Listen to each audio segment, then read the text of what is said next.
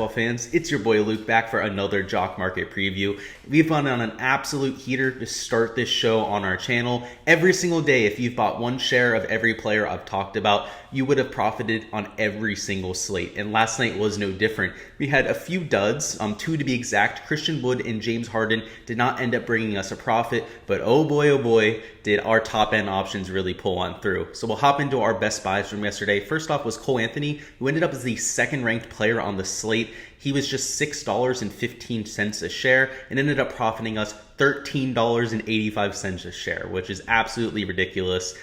Definitely was the anchor of our portfolio for last night. Next up, we have Dennis Schrader, who, just like I said, was definitely underrated. We ended up getting that Jaylen Brown news well before lock, but a lot of people weren't really keen to Schrader, so he ended up coming in very cheap. We ended up getting over $1.17 profit a share. And lastly, we had Fred VanVleet, who didn't do anything spectacular. Went out, had just about his median projection type of performance, but still was able to net us 88 cents profit a share. So that was nice on to see. We had a few other guys in our player pool as well that were right around a neutral rate.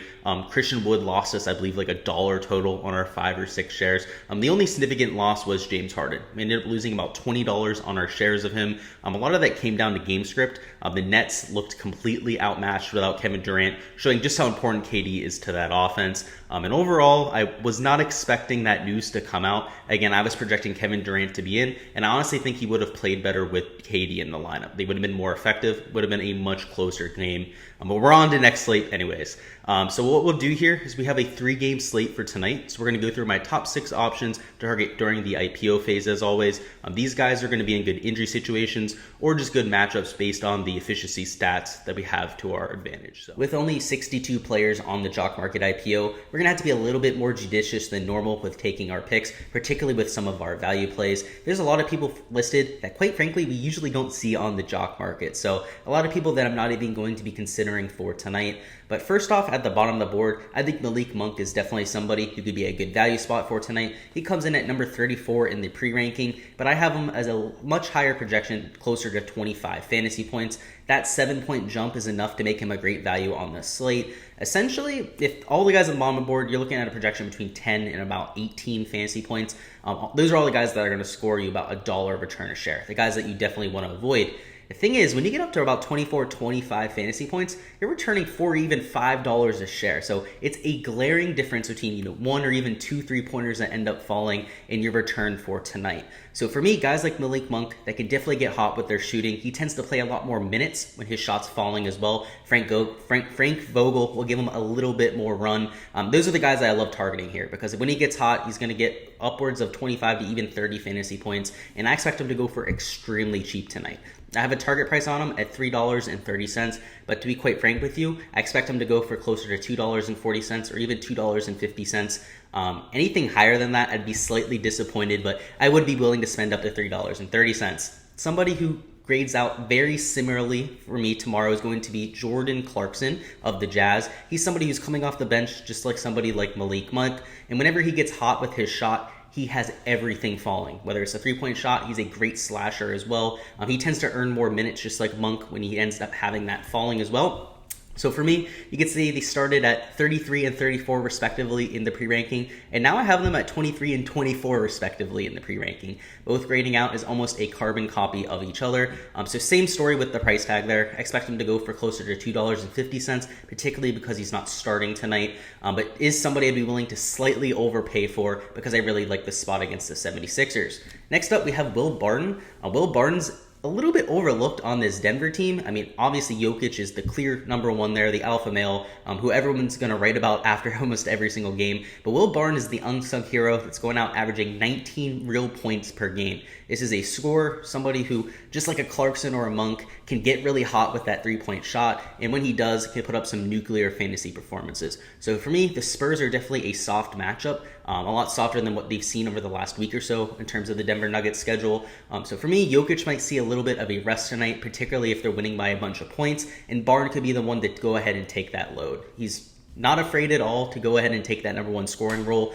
Usually when Jokic is out of the lineup, we love targeting Will Barton because he sees about a 35 or even 40% usage rate. So I'm not predicting the blowout. I don't think he needs a blowout to go out and pay off this price tag. You can see I have him projected just 3.3 points higher than what we have him at the jock market. But in this middle tier range, kind of like I was saying before, everything is so bunched up that 3 or 4 fantasy points can really make all the difference. It takes him from right around $4 or $5 a share in terms of his return price to upwards of $7 or even $8. So for me, I like that kind of volatility, particularly if he ends up having his shots fall tonight.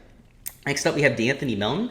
I believe this is his 3rd time featured here on the channel. He's routinely underrated by the public and the jock market. This is somebody who's seen an uptick in his minutes usage over these last 3 or 4 games. We expected that at first because Morant was out of the lineup, but because he's played so well, he's been contributing on the offensive side of things, whether it's rebounding, also with his defensive stats. He's always been a great defender. Now he's starting to get 25, 26 minutes per game, and this is somebody who averages, at times, more than 1.2 fantasy points per minute, and in that type of range, he could go up and blow up the slate. He could put up a real 35 to 40 fantasy point type performance, and I expect him to go for relatively cheap here. I have him at a $5 target price, so even less than a Will Barton, but as you can see with the projections, I have his median projection lower. Melton has a much higher ceiling than even a Barton does. Melton, if he ends up making a ton of shots tonight, can earn upwards of 28 to even 29 minutes, and in that type of circumstance, could put up the type of performance that no one in this price range can. He has extremely high upside.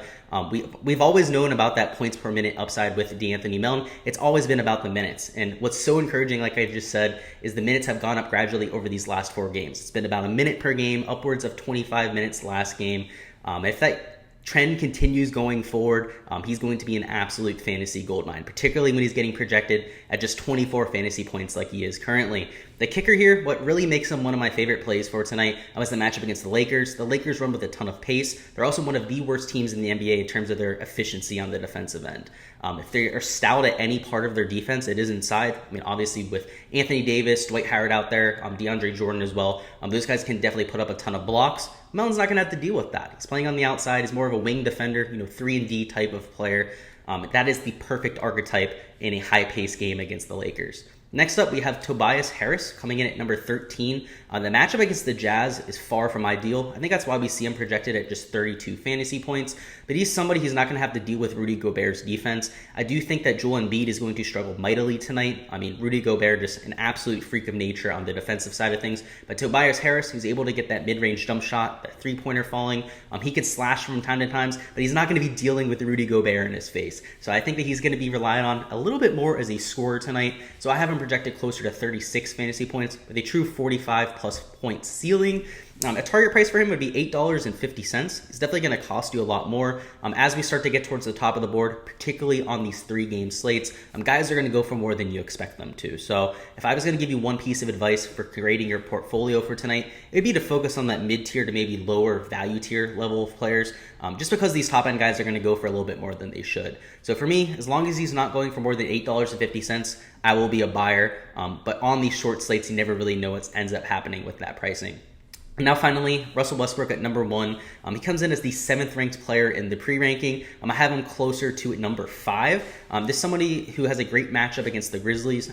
Just like the Lakers, they're a team that runs with high pace. They're not one of the better defensive efficiency teams either. So for me, at a 43.75 point projection, I'm targeting him there at $9.80. He's actually given us a relatively high floor of late, and that's why I like going to him here in this instance. He's given us plenty of assists, upwards of 9 assists per game. He's obviously been a decent scorer, averaging right around 19 actual points per game. The real kicker is the rebounds, right? If he can go out there, get us 10 rebounds, somehow get us to that triple-double mark, he could absolutely explode and go for 50 fantasy points. So for me, I like taking a flyer on somebody that really just needs a couple of rebounds to go his way. We know he's going to get those points. We know he's going to be getting plenty of assists in that high-powered offense. Again, it just really comes down to those peripherals. And for me, that's what I'm looking for in those top-end options. Some people are talking about Donovan Mitchell today, but he's got the opposite end of that volatility. He's got to go out and score 45 real points. He doesn't put up many peripherals at all. He's not going to get you steals, blocks, or anything like that. So for me, I'd rather take that volatility where the game is truly volatile, which is with rebounds, actually having things bounce your way.